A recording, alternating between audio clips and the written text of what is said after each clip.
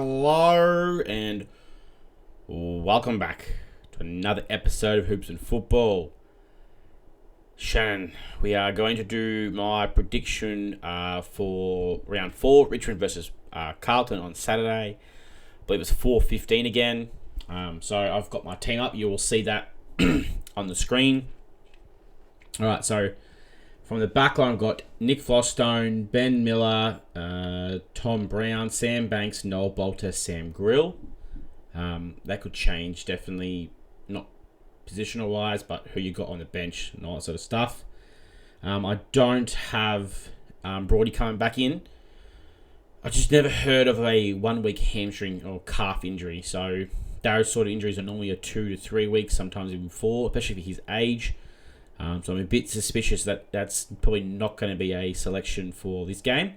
As good as it would be to have him back, it's probably not the worst thing. It allows Trainer to and Brown to get more time on the ground and start to get more experience into them, because Brody retires at the end of the year.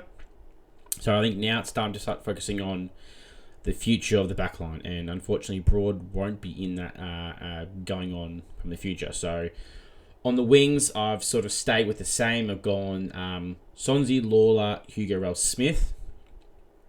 I haven't brought Cam McAuliffe in because I just don't think his VFL game on the weekend was just... I wasn't strong enough case to push for a game.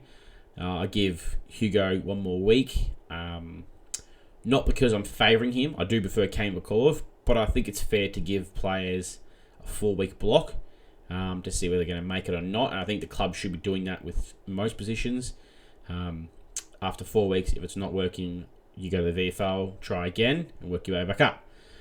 Rioli at half forward, Jonty Fall at centre half forward, Seth Campbell.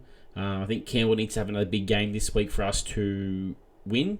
He had a quiet game last week. He normally doesn't have 2 quiet games in a row, so there's a chance that Seth kicks 2 or 3 goals this week.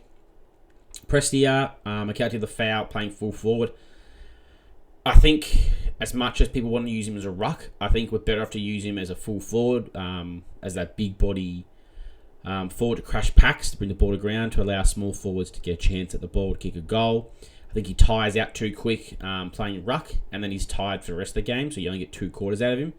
And Green on the other one, he kicked 3 goals this last week, so hopefully maybe we can see him and Seth Campbell get a couple of goals each. They don't seem to be doing it the same week. It's one after the other, which isn't the worst thing, but you would like to see them both kick a goal or 2 per game. On the so I had Law in the centre. I missed that, actually. I realised I just missed that. And then I have on the following, I have Ross, Taranto, and Oliver Hayes-Brown as our ruckman. So that's the one in I have. You will see on the screen, it will say in Oliver Hayes-Brown and Zane Peucker, out Alga and Armstrong for injury. Not doing any major changes just because it's sort of the structural wise. I don't want to change it too much.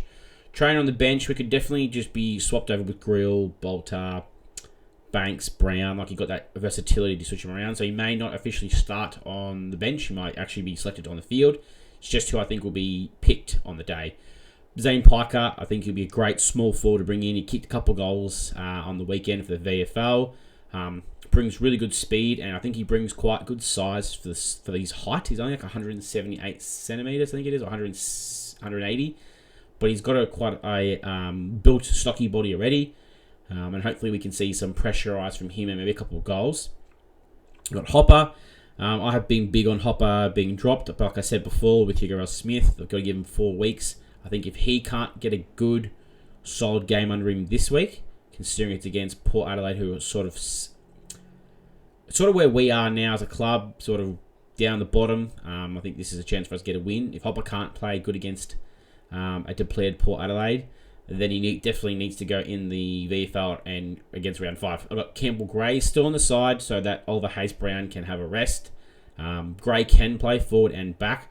So that does allow you to play Jonty Fall to rest, Bolter to rest, Ben Miller to rest. So you've got a utility player there at all times. And Jaden Short, which yet again can definitely be started on the ground, off the ground. So you never know, because we did see some of Grill last week starting in the centre, a couple of centre bounces or centre throw-ups. So I'd like to see more of that. Let me know what you guys think. I pick Richmond to win I would love for it to be a sort of Port Adelaide versus North Melbourne sort of style where we win by 50, but I think it's going to be a close one. I wouldn't be surprised if it's about 4 or 5 points. So go with that. And I think Sam Law and Taranto to be best on again. Let me know what you guys think in the comments below. If you could, hit the like and subscribe button and go to my Tigers.